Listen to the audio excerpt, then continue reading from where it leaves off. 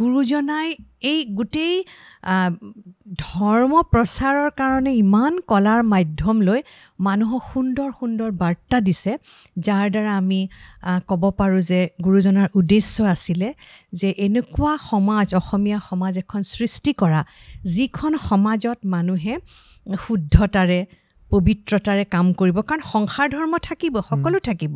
গুৰুজনাই নিজেও সংসাৰ ধৰ্মত বিশ্বাসী আছিল, কিন্তু গুৰুজনাই এইটো বিশ্বাস কৰিছিলে যে সমাজখন নিকা হ'বলৈ হ'লে ব্যক্তি নিকা হ'ব লাগিব। গতিকে তেনেধৰণে তেওঁ কলাৰ মাজলৈ লৈ গৈছিলে। আৰু আমি গুৰুজনাক বহুতে ধৰ্ম প্ৰচাৰক কয়, তাৰোপৰি আমি কলাটো দেখিছোঁ, নাটক সৃষ্টি কৰিছে সকলো। আৰু গুৰুজনাৰ বহুত কিন্তু তেওঁৰ দিশ এতিয়াও উন্মোচিত হোৱা নাই, উন্মোচন কৰিব লাগে। যেনেকৈ গুৰুজনাক আমি এগৰাকী প্ৰকৃতিবিদ বুলি ক'ব পাৰোঁ। কিয় তেখেতে দশম কীৰ্তনত ইমান সুন্দৰকৈ প্ৰকৃতিৰ কথা কৈ গৈছে। মোৰ নিজৰ এটা নৃত্য সংৰচনা আছে, ডান্স কম্পজিশ্যন, মই নাম দিছোঁ বৃক্ষ সখী। বৃক্ষ সখী তাৰমানে সেয়া মই কীৰ্তন দশমৰ পৰা লৈয়ে নৃত্যটি সংৰচনা কৰিছোঁ। তাত মানে কি হ'ল, কৃষ্ণ হঠাৎ নোহোৱা হ'ল, গোপীয়ে কৃষ্ণক বিচাৰি ফুৰিছে। বিভিন্ন ধৰণে তেওঁলোকে সকলোকে সুধিছে যে মোৰ সেয়া আমাৰ প্ৰাণবন্ধু কৃষ্ণ ক'ত।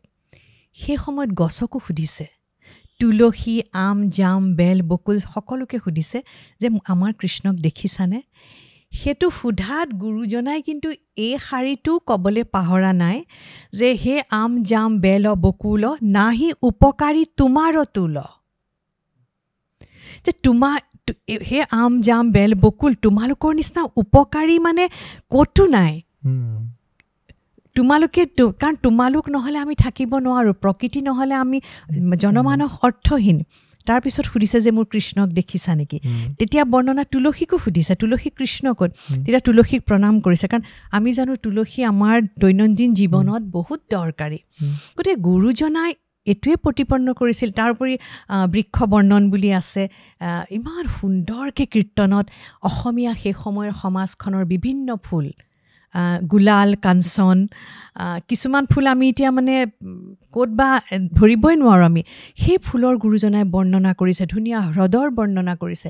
গতিকে সেই প্ৰকৃতি যে মানুহৰ লগত ইমান সংপৃক্ত হৈ আছে, সেয়া গুৰুজনাই খুব সুন্দৰভাৱে বৰ্ণনা কৰি গৈছে।